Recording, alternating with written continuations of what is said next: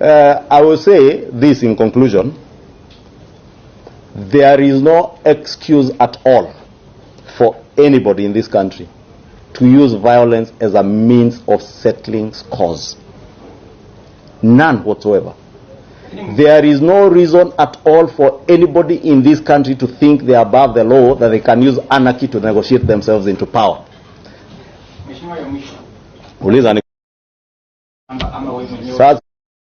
Alleged that myself, Dindi Nyoro and Rigathi Gachagua were in Rigathi Gachagua's sijui which day last week, Tuesday of last week, planning violence. And I told the former Prime Minister, come on, Mr. Violence, talk to Alma Wairimo, my 3-year-old daughter, who I was with from the time I left the chamber to the time we slept together with her, because we slept at the same time. I might have sneaked out when my wife slept, but my daughter is my only alibi.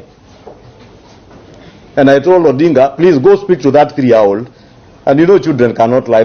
She will tell you, Alma will tell you, I was with Daddy until we both slept, fell asleep on the couch, and we went to bed together. Then from there on, my wife can tell you I never left that bed. Imetosha Baba Alma.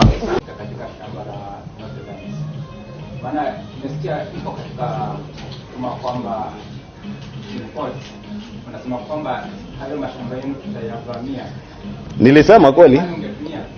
Ati? Sasa wacha nikuambie, ndio nimekuambia, kwanza kusafisha jina, sina jina chafu. Walio na majina machafu wanajulikana Kenya hii.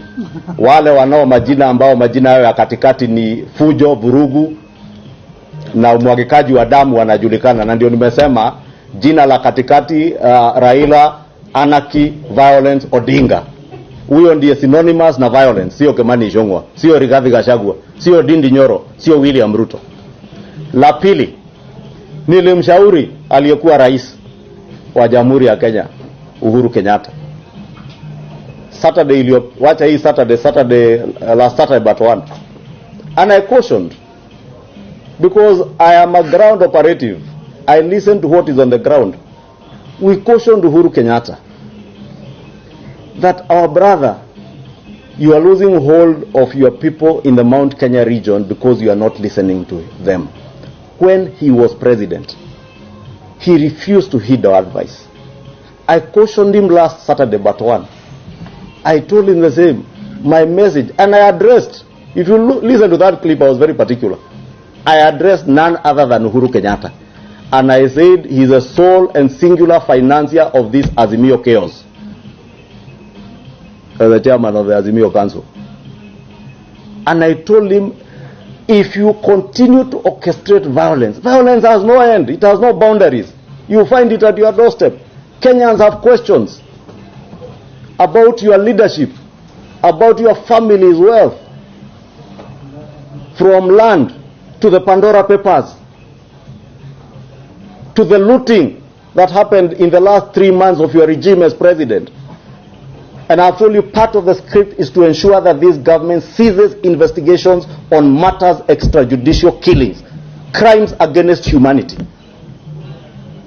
2 weeks ago when we had a presser here, I did remind our former president, remember my brother, you were just released by ICC on crimes against humanity the other day. Therefore, I know these things have caused jittery with them. They have gotten to a level of desperation that they have gotten to, and it is that desperation that you saw in the choreographed attacks at Northlands yesterday, at Spectre International, East Africa, whatever it's called, yesterday. Therefore, I will say this in conclusion. There is no excuse at all for anybody in this country to use violence as a means of settling scores. None whatsoever. There is no reason at all for anybody in this country to think they are above the law, that they can use anarchy to negotiate themselves into power. Uliza nikujibu nikiweza. Ushauri president and terrorists and the people that are raining terror on innocent citizens of this republic. And it begs a question, converse about what? What are they to talk about? I ask that question because, on one hand, if you listen to azimio leaders, one, they say they don't recognize that there is a government, that there is a president duly elected by the people of Kenya. So if you don't recognize, who do you want to talk to? Second, and most important, the fundamental question that we need to ask ourselves as Kenyans is, up to when? For how long shall Raila Odinga continue to read from the same script over and over again, go to an election, these terrorists for the sake of peace? I strongly believe this is a country strongly governed by the rule of law.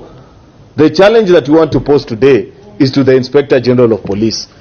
The leaders that are calling on people to attack others, of course, azimio use coded languages in communicating. When they tell their supporters, go out and peacefully demonstrate, their supporters understand what they are saying. That's why they don't do it peacefully. They run havoc on innocent civilians, public property. So please, dear Kenyans, let us join all of us in one voice and ask the Inspector General of Police to take action against those that are leading these demonstrations and those that are leading protesters in destroying other people's properties. Supermarkets are being looted, people's vehicles are being vandalized, like you saw yesterday. Yet there are leaders who are leading these teams. I'm sure there are cameras that are capturing these people as they go about these incidences.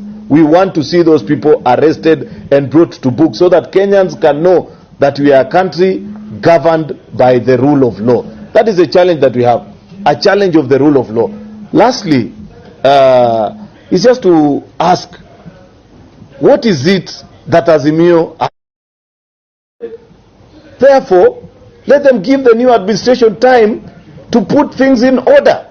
In any case, who doesn't know what it takes to repair a ravaged economy? Tuambiane tu ukweli. Kwani uchumi ni suruali ati ikitoboka na shono na siku mbili?